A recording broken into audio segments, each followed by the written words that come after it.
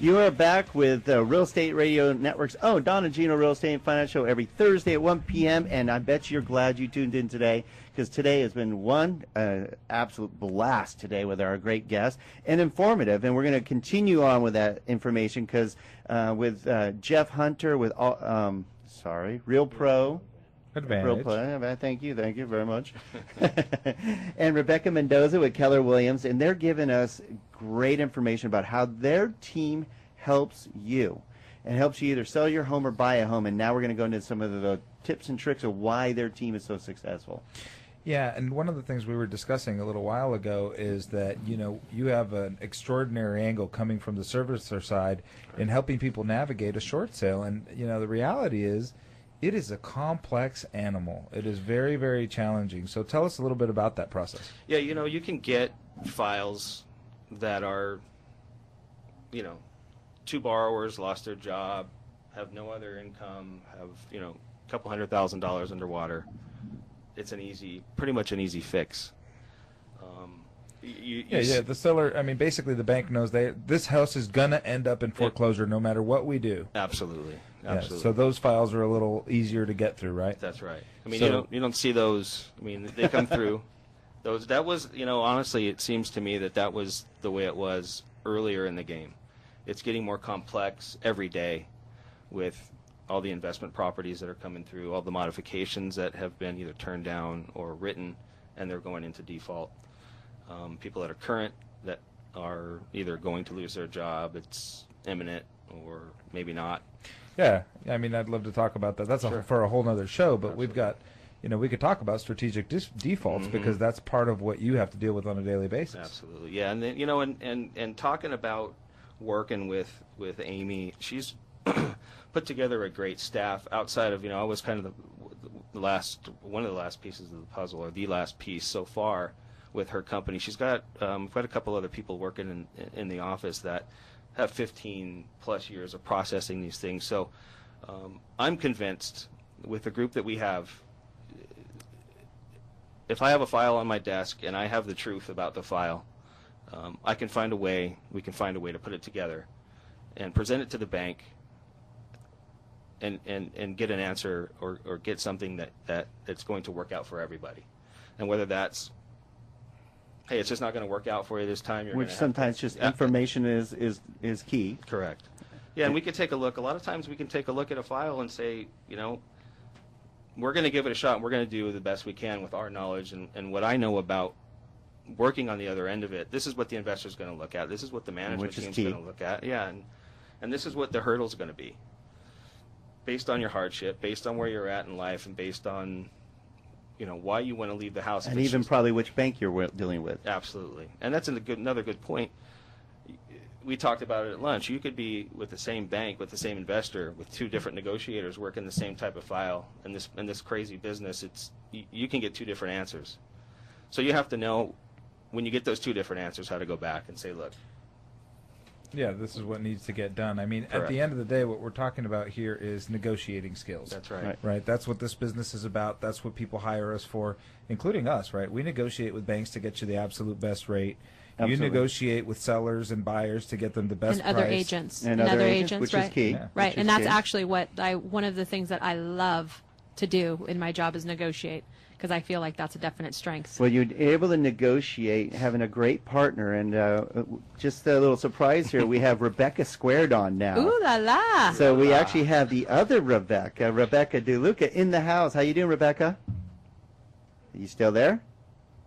Dead air. Oh no, we chickened lost out. her. Oh. She's probably taking care of her baby. Yeah, right well, now. we'll bring her on next time because she's got a lot to say. Oh. I love you.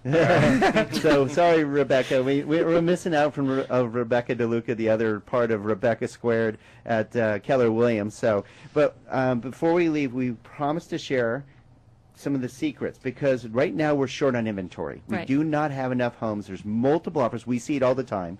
You have tips and tricks. I don't say tricks. It's just knowledge of how to get it through. And why don't we share a few of those with our listeners, because I know this will help you out there. So please pay attention, because these are good.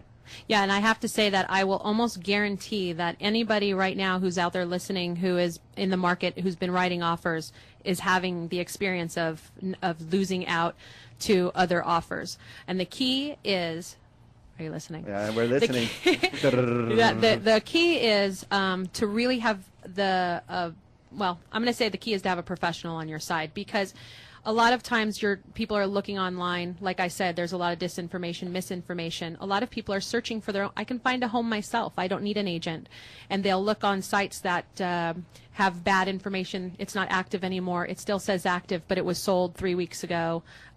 It's important to use somebody who can give you today's current, what's on the market today. Now, isn't it also common that if you're looking for a home on the internet, that you'll probably think you get the best deal by buying the house from the person who has it listed? Absolutely. That I question. hear that a lot, and it always floors me that people say, I'm just going to write an offer with the listing agent because I'll get a better deal. And I say, well, why is that? And they think, well, if the seller only has to pay one agent, I, the buyer, will save the money on the commission. It's not true. No, and the reason it's not true is because, number one, that agent is working with two people, therefore they're doing two transactions and they're going to make two commissions. On the most important thing is though, that agent has a fiduciary duty to represent the seller first and foremost. In fact, when we write those offers, we have you sign an agency disclosure, a disclosure statement telling you where the agent's duties lie. And, people sign it all the time. They don't really understand what it says if they don't know. And so if the transaction goes awry down the road, who do you think is going to represent you?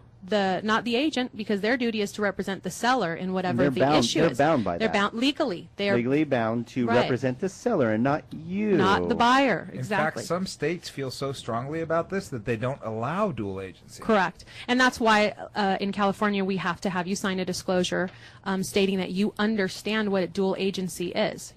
I hate to say it this way, but it's like, you make them sign a piece of paper saying, you're being silly, right? No, you're absolutely right. And we were talking about the analogy at work of if you were getting divorced, yes, you would not have your you would not use your spouse's attorney to save money. Right. You wouldn't have your spouse's attorney represent you to do the paperwork so that you could save money, because whose interests are they representing? You're going to lose the kids and the house and your car. I'd lose that. And your future income and everything else. The bottom line is I think that you need somebody to represent your best interests. Buying a house right now, especially if you're out there and you know this, is really difficult. You have to work with somebody who represents your interests. And in fact, when you're up against 10 other offers and the financing's very similar or even better than yours, you have to figure out a way to make yours stand out. And you have ways. I have ways. And if you can contact me at 661-290-3880 or visit our website, which is therebeccas.com, and contact us, and we can tell you some of those tricks and trades. One of them I am going to drag out of you, though. Okay. It is really, really critical that you go all in. Right. You cannot be shy in this marketplace. You Yes, cannot good point, try to Gino. get a deal. You can't think it's 6 or 8 months ago. It's not going to happen. So if you truly love the house, it's not going to make a difference. The $5,000, $10,000 difference is not going to make a difference in your payment. It's not going to make a difference 20 years down the line once we have appreciation again. If you truly love a house, write the right offer. Listen to your professional. There is no negotiating right now. You probably 8 out of 10 times are not going to get a counter offer. So do your best shot up front and buy that house. Words of wisdom from Rebecca Mendoza with Keller Williams, part of the Rebecca team. That's right, the Rebeccas. The Rebeccas. And thank you for being on the show today. Thanks for having we me. have to have you back. We just touched on a couple of her hot tips. And, of course, we have Jeff Hunter with Real Pro Advantage. Thank you, Jeff, for being on Thanks the for having team. me. I really Great appreciate it. advice. And we thank you for tuning in every Thursday at 1 p.m. Thank you, Gino, for being a great co-host. Appreciate it, and Don. a great business partner. And we look forward to being back with you next Thursday, 1 p.m. on the Don and Gino Real Estate and Finance Show in your hometown station, AM 1220 KHTS. Joe Messina coming up.